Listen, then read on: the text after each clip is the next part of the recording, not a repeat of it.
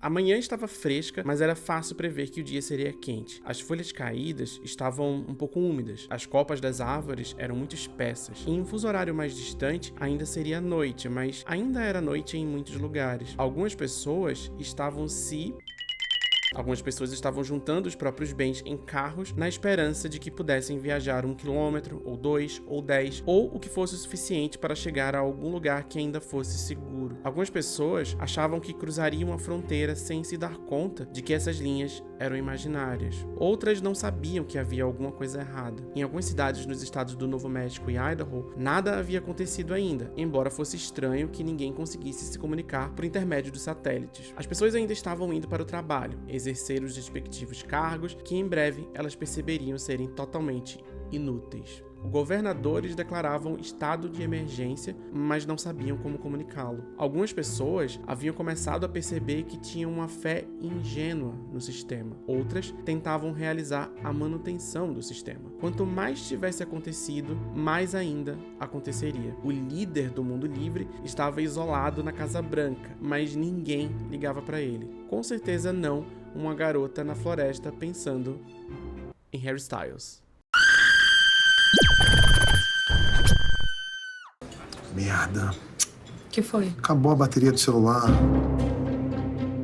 Num vídeo do canal Porta dos Fundos, publicado em 2015, a gente assiste os atores Julia Rabelo e Kibe Neurodivergente interpretarem um casal de heterossexuais num restaurante imediatamente após o marido ficar sem bateria no celular. Por causa disso, coitado, ele precisa encarar a própria vida conjugal depois de anos distraído por uma tela. Isso é muito Black Mirror. Ele aprende em menos de 2 minutos que a esposa cortou o cabelo 4 semanas atrás, trocou de emprego 3 anos atrás, que a melhor amiga dela morreu, sabe Deus quando. Morreu? Morreu, ué. Você não falou nada? Você tava no velório. Eu tava no velório. Entra no seu Instagram, tá aí, ó. Hashtag velório Sabrina, hashtag triste. E que o filho deles existe. É meu? A piada aqui é óbvia, né? É isso que acontece quando você decide formar uma família com um homem hétero. Mas não é disso que eu quero falar, não. O que a gente assiste nessa sketch bem curtinha é um cenário hipotético onde uma pessoa viciada em celular, de repente, se vê privada dele e precisa lidar com o mundo à sua volta. Mas, por ter sido escrita em 2015, essa cena tem um ar mais casual, mais prosaico. O celular é uma distração relegada ao universo individual e peculiar de um personagem. E a ideia de que um pai de família tá perdendo tempo de convivência com a esposa e o filho é um absurdo digno de uma crônica do cotidiano, ou de uma piada meio besta. Não necessariamente um sintoma de uma distopia. Mas sim, isso já era um assunto em 2015. E mesmo antes de 2015, já existiam várias piadas, várias charges e todo tipo de coisa retratando uma crescente obsessão da humanidade por telas. Meu Deus, as telas. De 2015 pra cá, o discurso em torno delas, das telas, ganhou tons mais sombrios, graças, em partes, às denúncias sobre roubos de dados pessoais dos usuários, às formações de câmaras de eco para disseminação de teorias conspiratórias e tentativas de golpe de Estado. Os OVNIs já chegaram em Porto Alegre, eles vão trocar o Bolsonaro e o Lula de corpo! E, entre várias outras mazelas, uma crescente relação quase patológica das pessoas com seus smartphones e os problemas físicos e psicossociais relacionados a isso. Enfim, mais um dia normal no site da saúde mental. Aliás, falando nisso, muito da nossa relação com dispositivos e plataformas vem sendo discutido através do prisma da saúde mental. Quando uma influencer foi escalada para o BBB 2024 e durante o programa começou a exibir comportamentos peculiares depois de alguns dias confinada... Gente, vocês são atores, será? Meu Deus! Pra mostrar o pior de uma pessoa. É isso, linchamento coletivo. Por isso que o botão tá verde? A percepção de uma boa parte da audiência era de que aquilo ali era um surto causado por abstinência de TikTok. Quem sou eu pra desmentir, né? Vanessa Lopes, que desistiu de participar do programa para cuidar da saúde. Em agosto de 2022, quando uma pane causou a queda do Instagram, Facebook e WhatsApp, teve gente dizendo que o fio que liga a internet foi desligado e o que será que vamos fazer agora, pelo amor de Deus? Como seria o mundo sem essas redes sociais todas? Mas não são só as telas ou as redes ditas sociais ou a Alexa. Alexa! Será que... Ah, o que é mulher? Eu não sei não! Vou ficar louca! O nosso modo de vida hoje está intimamente ligado a uma infinidade de parafernálias eletrônicas e dispositivos inteligentes, desde o GPS até o Grindr. O que aconteceria se, de uma hora para outra, nada disso existisse? Essa é a premissa do filme O Mundo Depois de Nós, lançado pela Netflix no finalzinho de 2023. Nele, Ethan Hawke e Julia Roberts interpretam dois pais de família cuja viagem de férias é interrompida por um apagão tecnológico, possivelmente causado por um cyberataque terrorista. O longa fez um certo barulho ali durante mais ou menos uma semana e deu origem também a uma série de teorias conspiratórias relacionadas ao fato de que ele foi produzido por Barack e Michelle Obama, ou seja, algum fundo de verdade deve ter nessa história. Eu quero falar sobre esse filme principalmente porque eu li o livro que deu origem a ele. E isso me fez pensar que, bom, escolhas foram feitas na hora de adaptar isso aqui para um roteiro de um filme. E falando em roteiro, deixa eu falar um pouquinho para vocês sobre o patrocinador desse vídeo. A EBAC tá oferecendo um desconto especial em vários cursos de audiovisual durante todo o mês de fevereiro. É uma promoção de volta às aulas. Os cursos de roteiro para cinema, TV e games, roteirista e Adobe Premiere Pro estão todos com 60% de desconto. É uma ótima oportunidade para você desbravar o universo do audiovisual com uma perspectiva de carreira. Se você tem interesse em trabalhar com audiovisual, a EBAC te oferece todas as ferramentas necessárias, com uma equipe de professores vinculadas ao mercado e uma plataforma moderna e atualizada, tutorias individuais e consultorias de carreira especializadas. Se você tá cheio de ideias na cabeça e quer aprender como transformar elas em projetos audiovisuais, dá uma olhada no site da EBAC, que lá tem tudo que você precisa. E como eu disse, esse mês tá rolando promoção de volta às aulas, com 60% de desconto em vários cursos. Além disso, você pode usar o cupom VOLTATIAGO para conseguir um desconto de R$200 em cima do desconto que você já pegou da promoção. São 2 descontos. Clica no link que tá aqui na descrição desse vídeo ou aponta o seu dispositivo para esse QR Code que tá aparecendo aqui na tela e aproveita todos esses descontos. Agora de volta aqui comigo, vamos falar do filme que eu quero falar. O Mundo Depois de Nós é um daqueles filmes que termina com um pontinho de interrogação. E embora eu não concorde que a obra tenha um final aberto ou confuso, eu entendo que existem questões aqui e ali que não são resolvidas ou respondidas de um jeito que muita gente está acostumado. E por mim tudo bem, eu não preciso de respostas o tempo todo. Além disso, estamos falando de um filme que conta com o protagonismo e o carisma dela. Ela mesma, Julia Roberts. Eu adoro Julia Roberts. A gente precisa mais do que, na verdade? Nesse vídeo eu quero falar sobre O Mundo Depois de Nós, sobre o livro que deu origem ao filme, sobre as diferenças entre os dois, sobre alguns temas que são discutidos nas duas obras, mas principalmente sobre as telas, sobre tecnologia, sobre conspirações e o iminente apocalipse que nos aguarda. Mas vamos começar primeiro falando sobre o filme, né? Que é mais fácil. O Mundo Depois de Nós é um filme escrito e dirigido por Sam Esmail, o mesmo das séries Mr. Robot e Homecoming. O longa estreou na Netflix no finalzinho de 2023 e foi adaptado de um livro de 2020 do mesmo nome, escrito por Ruman Alam, um escritor norte-americano de ascendência bengalesa. A trama começa no Brooklyn, quando a personagem Amanda, interpretada por ela mesma, Julia Roberts, surpreende seu marido Clay, vivido por Ethan Hawke, com uma viagem para os Hamptons. Sabe os Hamptons, aquele lugar que todos os brancos ricos de séries americanas dizem que vão passar as férias de verão? Everyone's in the Hamptons. Amanda explica que já alugou um Airbnb, que as malas já estão feitas e que não vai aceitar um não como resposta. I figured if I made the reservation and packed our bags, it would eliminate most of the reasons to say no. Loba, né? Ainda no trajeto pra casa alugada, algumas coisas estranhas começam a acontecer. Tipo o iPad da filha mais nova do casal que fica sem internet no momento em que ela tá pra assistir o último episódio da série Friends. Mais tarde, uma rápida passagem pela praia termina com um navio gigantesco atingindo a costa. Os pais dos garotos dizem que não é nada, as crianças acreditam e o público finge que tá tudo bem por enquanto. There's a Starbucks. Mas na noite daquele dia, algo ainda mais esquisito acontece. Os donos da casa aparecem no Airbnb. E pra desespero de Amanda, uma branca de classe média alta, eles são negros. Interpretados por Mahershala Ali e Myla Herrold, George e Ruth dizem que por causa de um apagão em Nova York, eles precisam passar a noite na casa junto com a família de Amanda. See, this is why I much prefer life before the internet.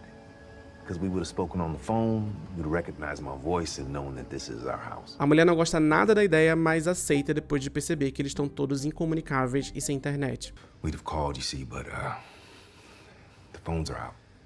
Yeah, my phone doesn't seem to have service. No dia seguinte, o que parecia ser só um problema de conexão temporário, de repente não parece tão temporário assim. E uma série de eventos, no mínimo peculiares, começam a acontecer um depois do outro, escalando a tensão da história. Tem uma horda de servos na frente da casa, uma senhora latina em desespero, pedindo socorro em espanhol no meio da estrada. Necessito usar seu telefone. Destroços de um avião na casa do vizinho, um ruído estranho e demoníaco que toma conta do lugar inteiro, carros autodirigíveis descontrolados na rodovia e a atriz Julia Roberts. Perto da reta final da história, o filho mais velho começa a literalmente perder os dentes, a filha mais nova desaparece, somos expostos a uma explicação bem esquisita.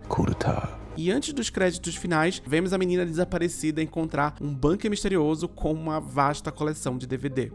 De onde ela finalmente consegue escolher o box da última temporada da série Friends para assistir o último episódio. O filme termina com a música de abertura da série Friends e aí sobem os créditos. Fim. Ou será que não? É claro que tudo isso que eu acabei de contar aqui acontece durante 2 horas e 20 minutos naquele ritmo de slow burn, sabe? Você fica com aquela sensação de que algo horrível tá prestes a acontecer e que vai sendo construída pouco a pouco. Mas no fim das contas, essa tão esperada catarse narrativa nunca chega. O apocalipse, ou seja lá o que tá rolando, não acontece diante das câmeras. A gente sequer sabe se o que tá rolando mesmo é um apocalipse ou um ataque terrorista ou algo do tipo. E várias pessoas com quem eu conversei ficaram incomodadas com essa suposta falta de respostas, tanto pro mistério em si, quanto pro destino final dos personagens. E na minha opinião, esse é precisamente o ponto dessa história. A gente não sabe o que acontece, nem o que vai acontecer. Pode ser que o mundo que a gente conhece tenha realmente acabado e vida que segue.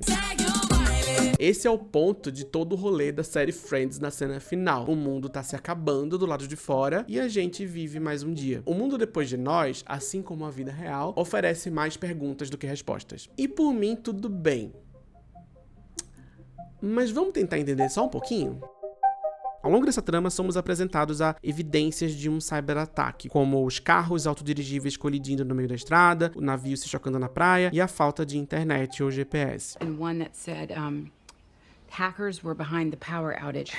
Tem também algumas informações conflitantes, desde panfletos que sugerem terrorismo internacional, I don't know what the rest of this means, but this part, it definitely means death to America. Até uma suposta explicação fornecida por um personagem com acesso a informações privilegiadas do governo. You know something. De acordo com George, quer dizer, de acordo com algumas informações privilegiadas que ele teve acesso uma vez, sabe Deus onde, existe por aí uma manobra que, ao ser executada, pode derrubar um país. É um programa composto de 3 fases: isolamento, caos sincronizado e, por fim, o golpe de Estado.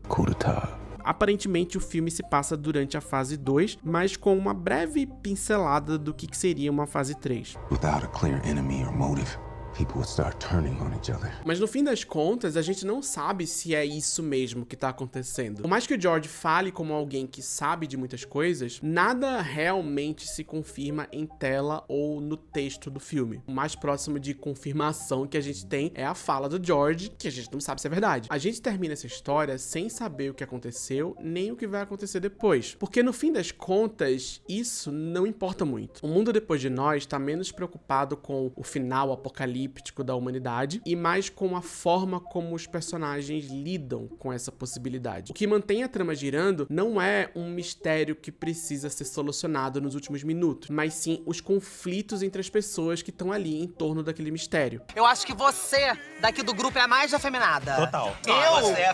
Sim! Afeminada! Desde a tensão racial entre as duas famílias até a vida conjugal de Clay e Amanda. Deixando de lado essas dúvidas sobre quem é o responsável por esse colapso tecnológico, como que tá o resto do mundo, o que acontece depois que o filme acaba. Como foi que o garoto ficou doente? Se o garoto vai ficar bem depois de perder os dentes. E o que vai acontecer com a menina mais nova? O filme se contenta em perturbar a cabeça de quem assiste com uma simples pergunta: quem somos nós sem a tecnologia? Numa entrevista pro evento Tudum da Netflix, o diretor e roteirista Sam Esmail falou o seguinte: eu não acho que as pessoas tenham uma ideia concreta de como um ataque cibernético seria prejudicial, não apenas nos Estados Unidos, Unidos, mas globalmente. O impacto da tecnologia na sociedade é algo que sempre me fascinou, porque eu realmente penso sobre como a forma como interagimos com as pessoas mudou radicalmente.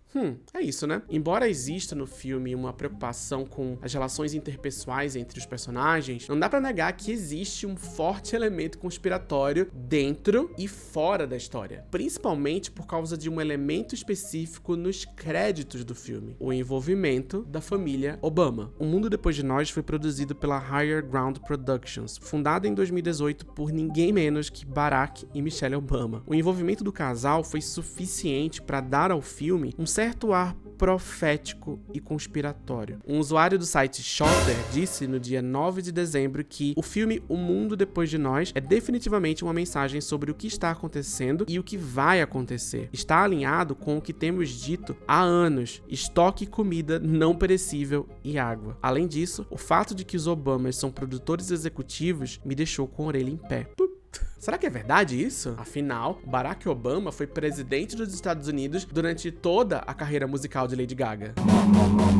Alguma coisa ele sabe mais do que a gente. O que esse filme tá tentando dizer? Será que é um alerta? Será que eu vou ficar sem internet a qualquer momento? Será que o fio que liga finalmente será desligado? Como que eu vou assistir os vídeos do Rodrigo Apresentador agora?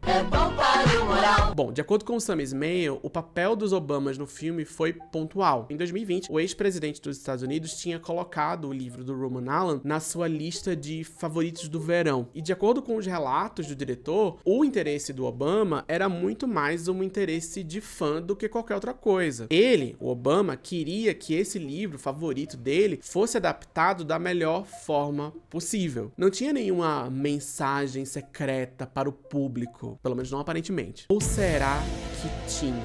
Não tinha, gente. Mas essa informação, esse envolvimento dos Obamas acaba contaminando um pouco a percepção do filme. Não tem jeito. Eu acabei ficando bem intrigado e fui procurar mais informações. Porque eu gostei do filme, eu fiquei envolvido. Aliás, como não se envolver com uma trama protagonizada por ela mesma, Julia Roberts. Mas não é só isso. Eu fiquei genuinamente intrigado pela tensão racial entre as duas famílias e um pouco desapontado com a forma como esse tema é conduzido no filme. Eu fiquei pensando, será que no livro é diferente? Será que é melhor? Será que o livro oferece mais respostas? Só dá pra saber lendo, né? Por isso que eu peguei esse livro pra ler. Afinal, é um dos livros favoritos recentes do Barack Obama, um livro que ele gostou tanto que ele mesmo quis produzir uma adaptação cinematográfica. Se tem algo de real nessa história e que captou o interesse do cara que foi presidente dos Estados Unidos durante toda a carreira musical de Lady Gaga, talvez a resposta esteja mesmo no livro. Vamos falar sobre esse livro? Vamos falar sobre esse livro. It's a book about paternal love, it's a book about family, it's a book about fate, and it's a book about the state of the world we live in right now. Esse rapaz aqui é o Roman Allen, o autor do livro que deu origem ao filme sobre o qual a gente estava conversando aqui até agora. Pelo jeito que ele fala sobre a própria obra, você conseguiria deduzir que ele tá falando disso aqui?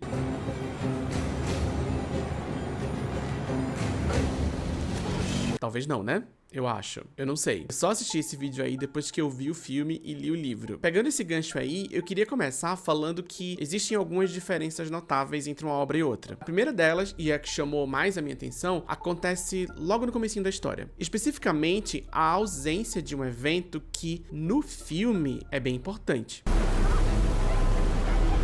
Essa cena aqui não existe no livro, nem nada sequer parecido com ela. A primeira coisa estranha que acontece na história não é um navio gigante desgovernado invadindo uma praia e atrapalhando o feriado da família. A primeira interrupção desse, a princípio relaxante final de semana, é justamente a chegada de uma segunda família na casa de verão. E eu acho que essa diferença pequena é sintomática de uma discrepância maior entre as duas obras. Embora o filme também esteja interessado em examinar as dinâmicas entre os personagens diante de um cenário potencialmente apocalíptico, I want to get the fuck away from here, and you, and whatever is happening. It's happening to all of us. I know that it is happening to all of us. Stop yelling at me. O diretor parece estar um pouco mais preocupado com os elementos conspiratórios dessa trama. A tecnologia e a possibilidade de um cyberataque ocupam mais espaço na adaptação cinematográfica. A cena dos carros autodirigíveis também não existe na obra original, assim como os panfletos que sugerem um ataque terrorista. Também não existe no livro nenhum momento em que alguém tenta explicar diretamente o que está acontecendo. Comparado com o filme, praticamente nada de grandioso ou cinematográfico acontece. Como eu disse, a primeira interrupção das férias da família é justamente a chegada dos proprietários da casa, George e Ruth, que, assim como no filme, também estão fugindo de um apagão em Nova York. E no livro eles são um casal de meia idade, eles não são pai e filha como no filme. Depois disso, as duas famílias percebem que estão sem internet, mas a energia elétrica funciona normalmente, pelo menos a princípio. E no dia seguinte, aparece uma horda de viados de bigode e regata branca na frente da casa. Olá,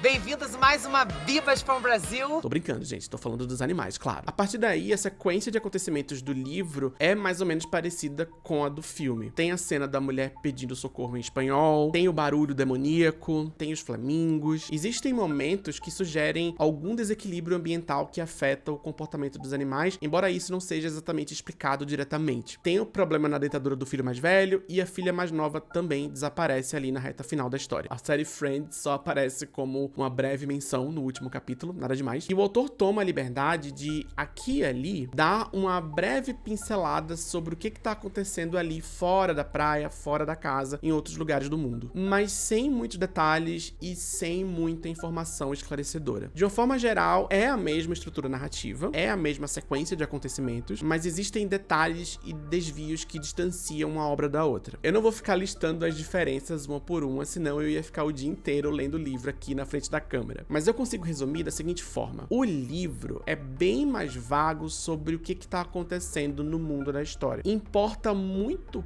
pouco pra gente o que foi que deu origem àquela situação toda. A possibilidade de ser um cyberataque é isso. Uma possibilidade entre muitas. Não existem evidências firmes que apontam pra um cyberataque. Pelo menos não mais do que qualquer uma das várias outras possibilidades. Pode ser um cyberataque? Pode, mas pode ser também um apocalipse zumbi. Pode ser a revolução do proletariado. Pode ser que alguém cagou no STF. Pode ser uma invasão alienígena. Pode ser o arrebatamento. Ou pode ser que alguém realmente puxou o fio que liga, sei lá. O que importa de verdade no livro é a dinâmica que se constrói entre aqueles personagens diante da situação que tá ali posta. Daqui a pouco eu falo um pouquinho mais sobre essa dinâmica que existe no filme também, mas numa proporção bem menor, já que, como eu disse, a adaptação para o cinema tá ligeiramente mais focada nas possibilidades conspiratórias, tecnológicas e geopolíticas. Isso não é uma crítica, pelo menos não por enquanto. Eu só tô tentando mostrar que, apesar dessas duas histórias, livro e filme, serem bem parecidas de diversas maneiras, elas são significativamente diferentes. O filme também não oferece muitas respostas sobre o que tá acontecendo de verdade, mas ele toma a liberdade de colocar possíveis respostas na boca de um personagem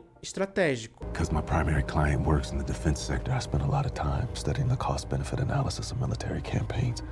Essa fala aqui não existe no livro. Não tem nenhuma figura infiltrada no sistema com qualquer tipo de pista sobre o que está acontecendo. A gente passa a história inteira no escuro. O ponto focal da trama do livro não é esse apocalipse, mas sim como essas duas famílias se comportam diante da possibilidade dele. Esse cenário aqui no livro é um pretexto para que o autor faça algumas provocações. Por exemplo, existem vários momentos da trama em que o Roman Allen evidencia o aspecto humano dessas pessoas, mas não simplesmente no sentido psicológico ou até mesmo sociológico. Existe um certo enfoque biológico. Em várias ocasiões, o autor faz questão de descrever fluidos, cheiros e os efeitos de hormônios. Olha como ele descreve os dois filhos da família Sandford. Olha como ele fala sobre eles. Archie tinha 15 anos, calçava tênis disformes do tamanho de pães de forma. O cheiro de leite pairava ao redor dele, o mesmo que bebês exalam, mas sob a camada superficial havia suor e hormônios. Para disfarçar, Archie borrifava no tufo de pelos embaixo dos braços um produto químico com um odor inexistente na natureza que, por consenso, um grupo focal havia considerado o ideal masculino. Rose era mais cuidadosa, o vislumbre de uma garota a desabrochar. Um cão farejador sentiria o cheiro metálico sob o aroma dos cosméticos baratos, a predileção adolescente por maçãs e cerejas falsas. Eles tinham cheiros. Todos têm, mas não dava para dirigir na autoestrada com as janelas abertas. Era muito barulhento. Isso é uma abordagem recorrente durante todo o livro. Tem sempre uma referência biológica aqui e ali. Uma espécie de lembrete de que essas pessoas, assim como todos nós, possuem corpos. Ou pelo menos uma virilha. A provocação aqui, a meu ver, é que isso, os nossos corpos, é algo que pode ser facilmente esquecível no mundo moderno e que precisa ser relembrado constantemente. Estamos, todos nós, suscetíveis aos caprichos e às necessidades do nosso corpo biológico. Não importa o quanto a gente tente fingir que não. Tem mais. Clay se moveu com urgência, trotando pelo corredor. Uma batida rápida de porta. O banheiro com o cheiro de vômito de Amanda e as fezes dele próprio. Aquela festa depois da meia-noite saindo dele em segundos. Ele foi para debaixo do chuveiro como castigo, com o ânus ardendo, e lavou a boca muitas vezes seguidas, cuspindo a água contra a parede de azulejos com raiva. Era um sintoma de ressaca ou de algo pior? Não sabia. Tem outro trecho também. O corpo ainda irradiava com o calor do sol. A água da piscina não o tinha refrescado muito, morna como a do chuveiro. As pernas de Amanda estavam pesadas e belas. Ela queria se deitar e dormir. Os dedos deslizaram para as partes do corpo onde se sentiam melhor. À procura não de algum prazer interior, mas de algo mais cerebral. A confirmação de que ela, os ombros, os mamilos, os cotovelos, tudo isso existia. Que maravilha ter um corpo. Algo que contém alguém. As férias serviam para reencontrar o próprio corpo. As férias serviam para reencontrar o próprio corpo. Essa frase pode ter uma leitura inversa também. Se as férias servem para reencontrar o próprio corpo, isso significa que a vida mundana, o dia a dia, o trabalho, a vida moderna como um todo, tende a criar um distanciamento entre nós e os nossos corpos. Eu não necessariamente concordo com isso. Pelo menos não como um todo. Na verdade, eu acho que dependendo do tipo de trabalho que você faz, do tipo de vida que você leva, ou que você é obrigado a levar, é possível que o efeito seja exatamente o contrário. Uma espécie de hiperconsciência do próprio corpo. Porque veja só, se o seu corpo está sendo maltratado todos os dias, é difícil esquecer que ele existe, né? Por outro lado, eu acho que faz sentido essa personagem especificamente pensar dessa forma. Afinal, estamos falando dela. Ela mesma, Julia Roberts. Eu não quero me alongar muito nesse assunto, eu só tô tentando acompanhar o raciocínio aí dessa narrativa. Por que essa insistência na abordagem biológica? Eu acho que isso serve a diferentes propósitos. Um deles é o contraste entre esses corpos biológicos desses personagens e a tecnologia, ou a falta dela, que cerca todos eles. É também um lembrete constante de que somos todos animais, como os cervos e os flamingos confusos. A diferença é que a gente tem tablets, smartphones e acesso ao perfil baú esquizo do TikTok. Ou melhor, tinha, né? Porque acabou tudo. Desligaram o fio que liga. Enfim, enquanto eu pensava sobre tudo isso, eu me lembrei de um negócio.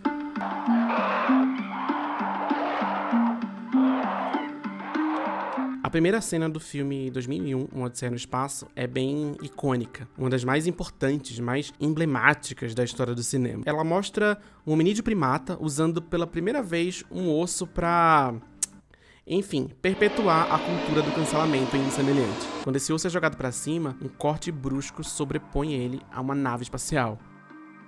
Uau! A leitura mais comum dessa cena é a de que o filme está dizendo que o osso e a nave são a mesma coisa, ferramentas, instrumentos de poder. E com isso que algo da essência humana se mantém entre esse humano primitivo e esse outro aqui, um pouquinho mais sofisticado. Que por trás desses artefatos tecnológicos extremamente avançados, ainda somos um bando de animais com piolhos e doenças renais. Eu acho que tem algo similar sendo dito aqui. Tanto no livro quanto no filme, estamos cercados de tecnologia, de ferramentas, de cacarecos, de videogames, tubos de raio-x e o banco do Carlinhos Maia. No momento em que somos desprovidos de tudo isso, segundo essa premissa, algo da nossa natureza vem à tona. Merda. Que foi? Acabou a bateria do celular. Esse tipo de apelo à natureza humana me deixa particularmente desconfortável. Primeiro, porque eu não gosto de ficar falando de fluidos, cheiros, hormônios e cocô. Eu sou meio fresco com essas coisas. E segundo, porque essencialismo biológico é uma retórica muito utilizada pelo pessoal que fica do lado de lá do espectro político. Aquelas pessoas. Eu sempre fico desconfiado quando a retórica da natureza humana é invocada em debates sociológicos. É parte da minha natureza, digamos assim. De qualquer forma, eu acho que o livro e o filme pegam essa abordagem biológica e vão pra lugares sutilmente diferentes. Eu vou explicar. O filme sugere fortemente que esse suposto cyberataque que privou o mundo de acesso à internet, satélites e o canal da Camila Loures no YouTube é uma tentativa de desestabilizar o pacto civilizatório, apelando para uma pretensa tendência combativa inerente ao ser humano. Without a clear enemy or motive, people would start turning on each other. Because if the target nation was dysfunctional enough, it would, in essence, do the work for you. Observação, isso aqui não é uma resposta definitiva fornecida pelo filme, tá? É um palpite de um dos personagens, claro, mas é um palpite sólido no universo da história, porque esse cara, a versão dele do filme, tem acesso a informações privilegiadas do governo. Because my primary client works in the defense sector, I spend a lot of time studying the cost-benefit analysis of military campaigns. E não é só isso. Essa discussão sobre o ser humano ter uma tendência natural ao conflito, à escrotice ou algo do tipo, é reforçada repetidamente. We fuck each other over all the time without even realizing it. I think we know we're living a lie. An agreed upon mass delusion to help us ignore and keep ignoring how awful we really are. O verdadeiro vírus é o ser humano. E isso não é simplesmente a personagem da Julia Roberts falando, o que já seria suficiente porque eu tendo a concordar com tudo que Julia Roberts fala. Afinal, estamos falando de quem? Ela mesma. Mas é que outros personagens concordam com ela. I agree with everything you just said. E várias outras falas no decorrer da história parecem confirmar que uma das principais teses do filme é a de que pessoas são horríveis. I fucking hate people. E novamente, nenhuma dessas frases que eu coloquei aqui aparece no livro. Nada. Zero. Nem essa possível explicação de que as pessoas se voltarem umas contra as outras seria parte do ataque. E é estranho pra mim que o diretor tenha escolhido deliberadamente inserir essa tese na história, porque baseada na forma como os personagens se comportam dentro da história, daria pra concluir outra coisa completamente diferente. Apesar da desconfiança inicial, as duas famílias acabam cooperando e se ajudando. Eles cuidam uns dos outros e até decidem sair da zona de conforto para prestar socorro a uma criança quando isso se torna necessário. Promise you. I'll get your son some help. Inclusive, esse foi o motivo do Obama ter se interessado pelo livro, de acordo com uma entrevista do Sam Esmail para Collider. O diretor falou o seguinte: o livro estava na lista de leituras dele, do Obama. É um dos seus favoritos e ele realmente queria fazer justiça a esse livro, ao tema da desconfiança e ao fato de essa ser uma história de advertência sobre o que pode acontecer se não tivermos uma comunidade ou laços que nos unam. Então, assim, da forma como eu vejo, da forma como eu interpretei essas duas histórias, enquanto o livro tá muito preocupado com esses laços comunitários que unem os seres humanos e o perigo que existe em deixar isso de lado, me parece que o filme já desistiu desses laços na primeira página do roteiro. I fucking hate people. O filme é cínico, é quase nihilista, na minha opinião. Mas ele é também contraditório, porque a sequência de acontecimentos é muito parecida com a do livro. Um livro que, novamente, tá bastante preocupado com os laços comunitários entre os personagens. Então, apesar dessas frases impactantes que os personagens ficam dizendo o tempo inteiro, apesar dessas inserções que o diretor coloca na história, que dizem que as pessoas são horríveis, as pessoas da história não se comportam de uma forma tão horrível assim. Talvez essa contradição entre o que os personagens dizem e o que eles fazem seja precisamente o ponto. Talvez o ser humano não seja simplesmente egoísta ou simplesmente comunitário. Talvez o objetivo do filme seja justamente refletir sobre essas forças invisíveis que empurram a gente mais para um lado do que para o outro. Talvez reencontrar o próprio corpo signifique reencontrar esses laços comunitários. É uma interpretação. Mas ainda assim, ainda com essa interpretação um pouco mais gentil sobre essa história, eu fiquei intrigado com essas mudanças em relação ao livro que, na minha opinião, deixaram o filme bem mais cínico do que a obra original. Não que o livro não seja cínico. Existe um pouco de cinismo aqui, mas é um pouquinho diferente. Enquanto o filme parece, em vários momentos, querer debochar das pessoas que usam canudos de papel ou que ficam maratonando série da Netflix enquanto o mundo lá fora se acaba, a crítica do livro, a meu ver, é em relação ao próprio pacto civilizatório em si. Deixa eu ver se eu consigo explicar. Um tema muito recorrente, desde o comecinho dessa história, é a ideia de farsa. Durante todo o livro, o Roman Allam gosta de deixar bem claro que a família Sandford decidiu alugar uma casa de verão porque eles querem fingir por alguns dias que aquela casa é deles. Uma casa chiquérrima que eles jamais poderiam comprar. Tudo que resta para essa família é simplesmente fingir por alguns dias que eles moram ali. Então, quando os verdadeiros donos da casa aparecem no meio da noite pedindo para ficar lá, seja lá por qual motivo, é como se a farsa fosse desmontada diante dos olhos dos hóspedes. Uma farsa, aliás, que eles compraram, eles pagaram por ela. E as pessoas que estão tirando deles o direito de viver aquela mentira, ainda por cima são duas pessoas negras mais ricas do que eles. Pois é, essa ideia de farsa, de fingimento, tá no cerne da tensão racial entre as duas famílias. Não é só uma tensão de classe, é uma tensão racial que é bastante atenuada no filme, inclusive. Desde a primeira interação entre as duas famílias, parece que tem uma norma social em desequilíbrio, principalmente pelo ponto de vista da família branca, que, novamente, sente que suas férias, seus confortos e, mais tarde, suas vidas civilizadas foram roubadas por uma família negra. Nada disso tá aqui à toa. A gente acompanha, durante essas poucas páginas, essas duas famílias navegando por essas expectativas sociais que eles depositam uns nos outros. E pelas normas sociais que eles sentem que precisam seguir quando estão perto uns dos outros. Tem até um momento em que a Amanda, ela mesma, decide cozinhar alguma coisa lá pro casal de estranhos e se sente desconfortável preparando um prato simples porque ela sente que precisa performar status para essa família negra. Amanda estava furiosa. Ela culpava aquelas pessoas. Os dois tinham batido a porta e estragado tudo. É sutil, mas não é, sabe? E eu acho uma pena que no contexto das conspirações tecnológicas e geopolíticas que são colocadas no filme, a gente perde um pouco da nuance na discussão racial que a história original propõe. Eu sinto que no filme, o debate racial tá muito mais ligado a uma ideia de polarização. É mais um elemento que causa desconfiança entre as duas famílias e que no momento de crise precisa ser superado com o poder da terceira via. É um recorte muito americano, sabe? Partido Democrata versus Partido Republicano. I'm asking for you to remember that if the world falls apart, trust should not be doled out easily to anyone, especially white people.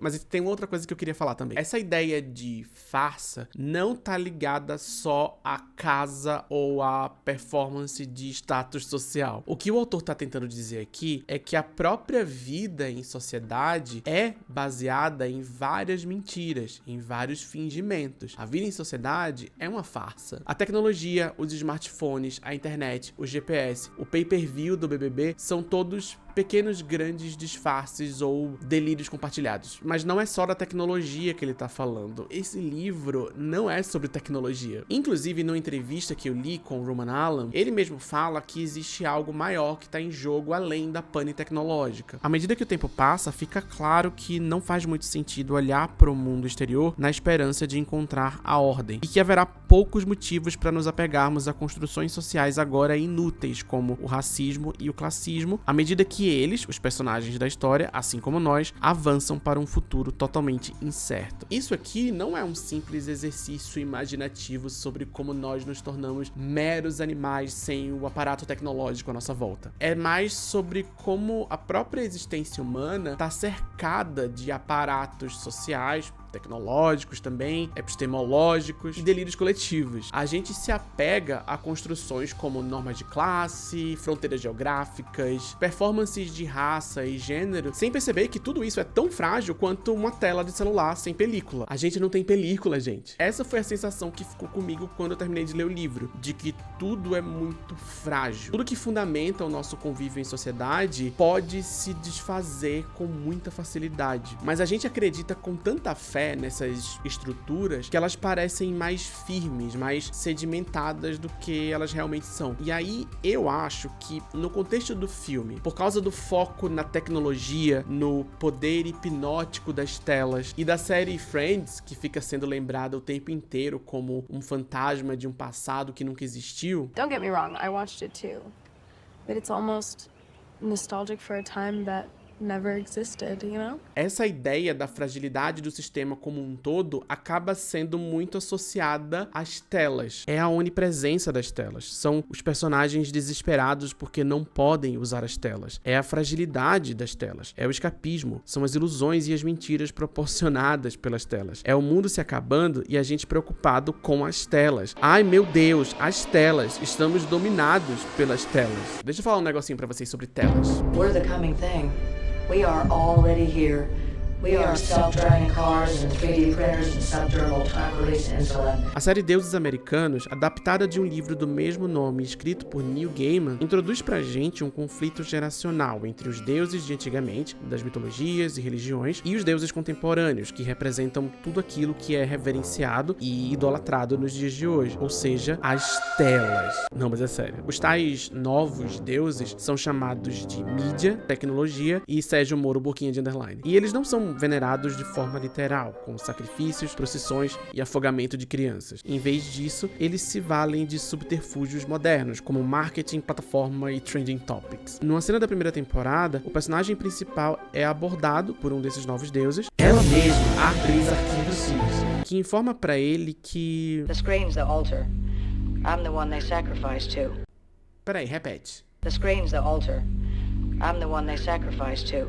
Ah, a tela é o altar. Por que eu tô falando disso? O livro Capitalismo e a Tela Encantada, de Alex Wansbrough, usa exatamente esse exemplo da série Deuses Americanos para refletir sobre uma tendência que a gente tem de mitificar a tecnologia, ou pelo menos de tratar a tecnologia quase como se fosse algo mágico, grandioso, que paira misteriosamente sobre a nossa cabeça e influencia o nosso comportamento. Pensa como é comum a gente referenciar o mito de Narciso para falar sobre selfie, por exemplo. O que tá por trás dessa analogia? Tá, tudo bem, é uma forma de compreender um fenômeno novo, mas não é só isso, né? O que esse tipo de analogia revela é um pensamento de que tem algo que permanece entre os tempos antigos e imemoriais e os dias de hoje. Algo da natureza humana se mantém entre tempos muito antigos, onde o mito de Narciso surge na memória humana, e essa contemporaneidade dominada por telas. A tecnologia, dentro dessa lógica, reflete magicamente, miticamente, uma condição humana permanente, natural, essencial. O que potencialmente faz a gente crer que qualquer desafio que surge em decorrência dos smartphones, das plataformas ou da internet é um mero desafio humano, natural, orgânico, inerente. Não é. Tem uma cena em Um Mundo Depois de Nós em que o personagem George explica pra ela que existe uma verdade mais sinistra que a teoria de que um grupo de pessoas malvadas controla o mundo. The conspiracy theory about a shadowy group of people running the world is far too lazy of an explanation, especially when the truth is much scarier. What is the truth? No one is in control. Uau, ninguém está em controle e isso é muito assustador. Nunca tinha parado pra pensar sobre isso. E tudo bem, talvez não tenha uma dúzia de pessoas numa sala escura controlando o mundo. Pelo menos não desse jeito caricato que remete a teorias conspiratórias antissemitas. Mas existem pessoas em controle de algumas coisas. Pessoas que ocupam posições de poder, de grande poder, e que podem influenciar muitos aspectos da vida da gente. Quando a gente fala de tecnologia, de internet dessa forma quase mítica, como se fosse algo que paira nas nossas cabeças, ou como o resultado inevitável da natureza humana em ação, isso distrai a gente do simples fato de que existem pessoas que controlam essas coisas, pessoas que possuem satélites, que são donas de cabos submarinos que levam internet para as nossas casas, corporações que destroem ecossistemas inteiros para extrair lítio para fazer bateria de celular. Essas pessoas, pessoas, essas instituições, essas empresas não são fantasmas, espectros ou mitos. Elas existem, elas tomam decisões. Inclusive, enquanto eu estava escrevendo especificamente essa parte do roteiro, eu me deparei com alguns relatos sobre a guerra lá que tá rolando naquela região que eu não quero falar o nome, e como uma das primeiras coisas que certos estados, que eu também não quero falar o nome, fizeram antes da escalada de ataques recentes que a gente tá vendo nos jornais, foi cortar a internet das pessoas que vivem naquela região. Milhões de pessoas inocentes, civis, crianças, hospitais, ficaram sem internet, sem contato com o resto do mundo, enquanto todo tipo de barbaridade acontecia em volta delas. E continuam acontecendo. Nossa, que distopia maluca, né? O que será que poderia acontecer se a gente, de repente, ficasse sem internet, tecnologia, eletricidade? Vamos especular sobre esse cenário fictício, totalmente descolado do tempo presente. Enfim, coisas horríveis. Coisas horríveis que acontecem não porque a natureza demandou o seu lugar no mundo, mas porque alguém decidiu que elas deveriam acontecer. Coisas que acontecem com a conivência, com a cumplicidade, com o incentivo, com o apoio de outras pessoas e de instituições que, em tese, deveriam ter o poder de impedir tudo isso, mas escolhem lavar as mãos ou dobrar a aposta. Desculpa atrapalhar a vibração de vocês que estão me assistindo, mas é que esses são os temas que estão sendo discutidos nesse filme. Não tem como não ficar baixo astral. Enfim, eu acho que o que eu queria dizer antes de encerrar esse vídeo é que eu gostei de Um Mundo Depois de Nós, mais do livro do que do filme, o que é a opinião mais básica do mundo quando o assunto é livro versus filme, né? Mas fazer o quê? Eu achei interessante, eu achei provocativo, eu achei envolvente, eu me diverti assistindo, foi uma experiência interessante. Mas quanto mais eu penso sobre as discussões políticas que ele tenta provocar, especificamente o filme, menos eu gosto. É muito realismo capitalista pro meu gosto, assim como tudo que o Sam Esmail faz, né? Olha como as corporações estão controlando todos os aspectos das nossas vidas. Olha como a distopia tecnológica é uma realidade inescapável. Nada que a gente pode fazer pra impedir. Olha como as coisas são horríveis e somos todos impotentes diante dessas incontroláveis que são muito além do nosso alcance. Olha como a gente não é nada diante do abismo. Não tem nada que pode ser feito. Nada. Não dá pra fazer nada. E eu tô ficando um pouco cansado dessas distopias que ficam repetindo isso pra gente. Não dá pra fazer nada. Eu entendo que essa é uma angústia contemporânea. Eu entendo que a gente se sente impotente diante dos grandes problemas do mundo. E que a maioria das pessoas, mesmo as mais inteligentes, mesmo as mais perspicazes, mesmo as mais lacradoras, também não sabe o que é que precisa ser feito para que a gente saia da rota do apocalipse. E eu não tô falando isso para desmerecer os especialistas que entendem muito mais sobre os problemas do mundo do que eu. Muito menos os militantes, os ativistas que estão aí na rua, engajados em movimentos sérios. Eu não tô falando que essas pessoas são burras e não sabem nada. Eu tô falando que, de uma forma geral, a gente, como ser humano no mundo, vivendo nesse caos que é a realidade, a gente sente que não sabe de nada. A gente sente que não sabe resolver os problemas. A gente tem essa sensação de que esses grandes problemas são muito difíceis de resolver, estão muito além da nossa compreensão. É um sentimento que eu acho normal ter, que eu tenho. Eu, particularmente, não sei o que fazer. Isso é uma maneira minha de mostrar que eu sou humilde, tá? Eu sou muito humilde, eu não sei de nada. E eu nunca quis me posicionar aqui como uma pessoa que sabe o que fazer, como uma pessoa que tem todas as respostas. Eu não tenho resposta nenhuma, meu cérebro é lisinho igual um peito de frango, mas eu também não quero ser a pessoa que fala que a resposta não existe, ou que é inútil tentar buscar alguma solução. Eu quero acreditar que existe uma saída, ou até mais de uma saída. Mas se até a arte que a gente consome é incapaz de imaginar respostas, pra que a gente tem arte então, porra?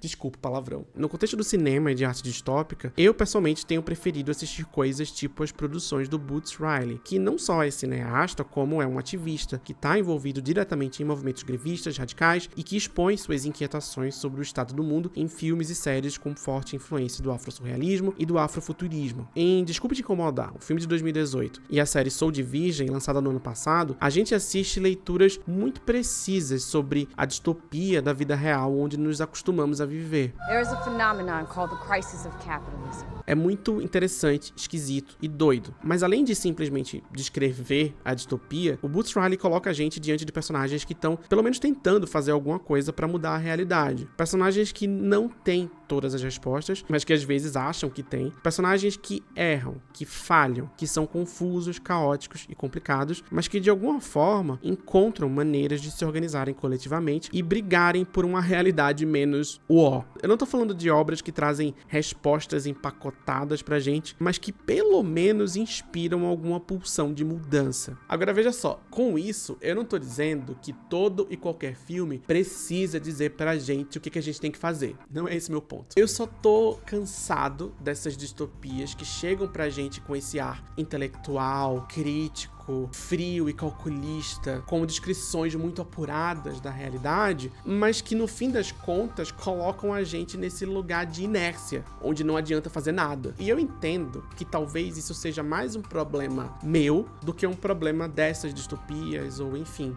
da indústria ou de tantas coisas. Eu entendo que existe o fator eu nessa angústia toda. Talvez, em certa medida, o problema esteja comigo. Talvez eu esteja cansado de assistir as coisas, de refletir sobre elas e de simplesmente esperar o melhor. Talvez eu precise me mobilizar, me organizar politicamente. Talvez quem precise sair de uma inércia seja eu. Talvez eu precise fazer alguma coisa além de vídeo no YouTube. De repente eu faço vídeo no TikTok. Mas agora eu fiquei pensando aqui, talvez eu realmente deva fazer alguma coisa, né? Talvez eu deva me candidatar à presidência da República. Olha só, eu me candidato à presidência da República, eu ganho a eleição de presidente e uma vez com o poder, com o prestígio de ser presidente da República, eu consiga algumas informações privilegiadas. Talvez eu consiga fazer alguns contatos e aí, quando eu finalmente deixar de ser presidente da República, eu vou lá e abro uma produtora de filmes. E com essa produtora de filmes no meu nome, eu posso ir lá e produzir um filme distópico que retrata a real situação das coisas. Ótima ideia. Vai dar super certo. Vamos comigo?